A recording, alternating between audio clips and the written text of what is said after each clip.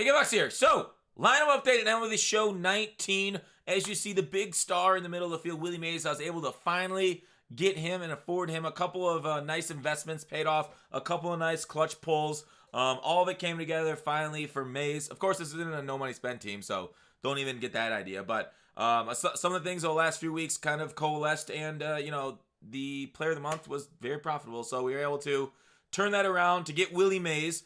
Of course, I also bought like Cabrera, Vlad, and Bumgarner because the new series is coming out Friday, so I expect the price to rise a little bit. I might sell off a couple of them. So maybe I only have a team for a couple days here still. I was, of course, able to earn Vlad, bought. I'll get to the pitchers in a second, and we'll go through the staff there. So Willie Mays off the bat. A lot of people have trouble hitting with him. I can see why. His stance is a little funky. A lot of pitchers will avoid trying to throw him strikes. So even though I'm hitting 333, I don't walk often, but he still gets quite a bit of walks for me. 3 walks. I mean, small sample size, of course. Some of this is BR.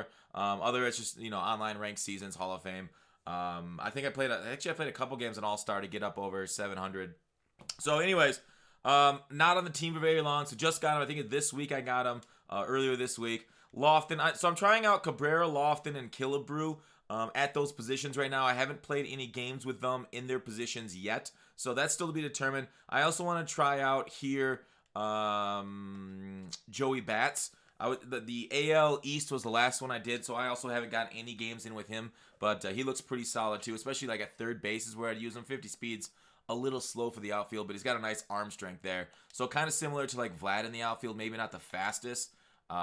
He's got 63 speed at least, but he's got a killer arm that can maybe throw guys out if you're not able to actually reach the ball in time. But so we're gonna try out Kenny Lofton, and AL Central. I did them pretty late too, and I haven't used Lofton yet. So I've used Trout a lot. I've used Gwynn a lot, obviously.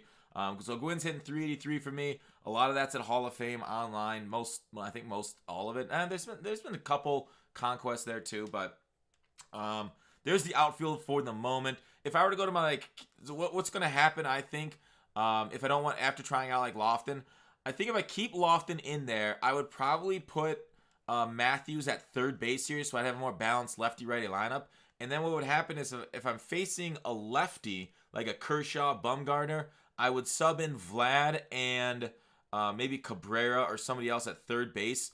So I'd have mostly a righty stacked lineup and a couple switch hitters. Because at first base, he hasn't hit the best for me, Eddie Murray here, because he's a switch hitter. He's 327, so it's solid, but obviously could be better. Only 8 home runs and a 447 plate appearance. His power just doesn't seem to work this year.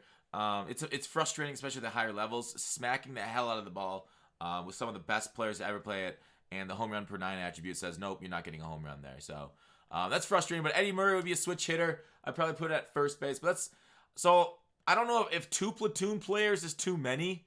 It might just be down to 1, because then you kind of got a short bench, and then you're kind of like at the higher levels, your starting pitcher is going to carry you to like the 7th or 8th inning anyway, so you won't be pinch hitting for him. But if they end up changing it, or if you're an all-star, sometimes you pinch hit for your pitcher in the 5th, 6th innings, and then you have to rely on the bullpen a little bit longer. We'll get to pitchers in a second.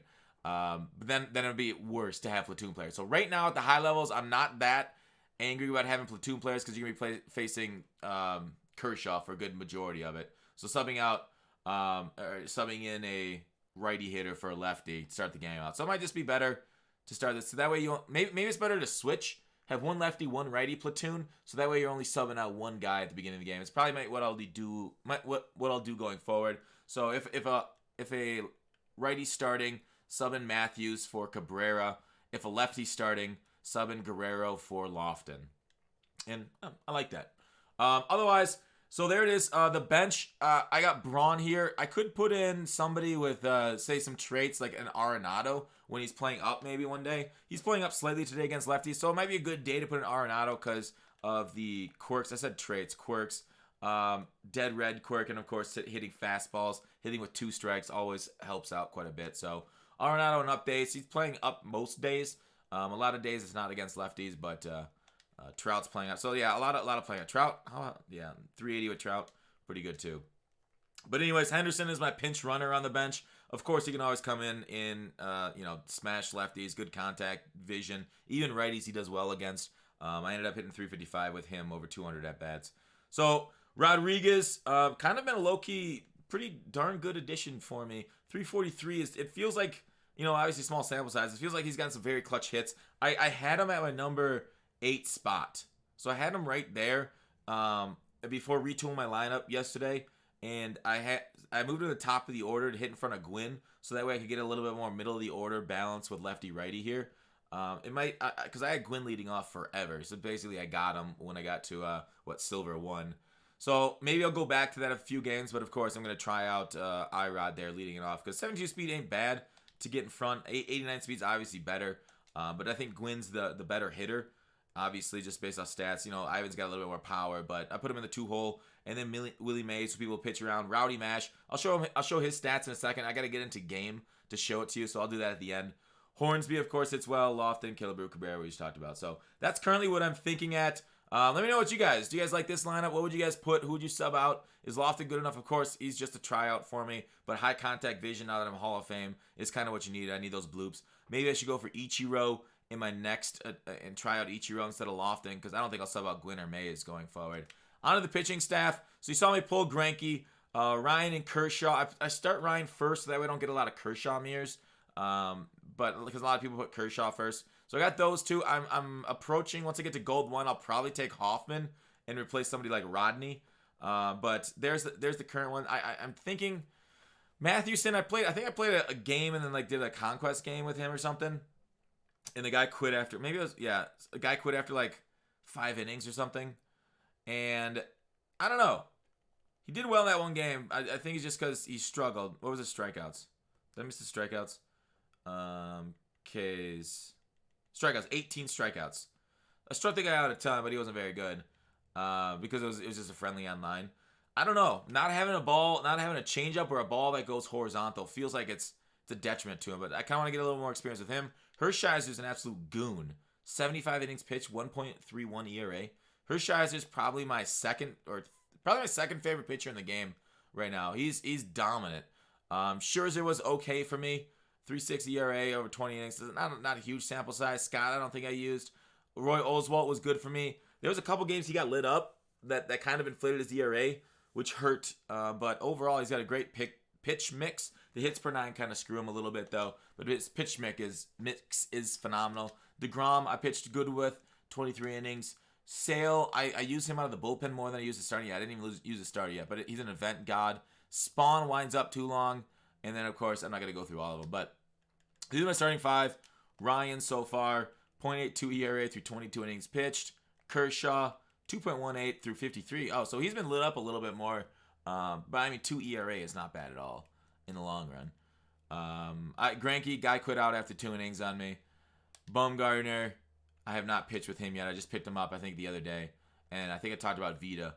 Vita's been very good for me, too. That 90, basically touches 99. And then a curveball changeup that are about 20 miles per hour difference. It's pretty nice. The 2-seamer I don't throw a ton, but it's got the pitch mix ain't great, but his stats are. As long as you can control him. Obviously Ryan's the hardest to control, but Vita's not too far behind. So we'll keep going. The bullpen, I got 2 lefties. I don't feel like I face as many lefties, so I got 3 starting lefties.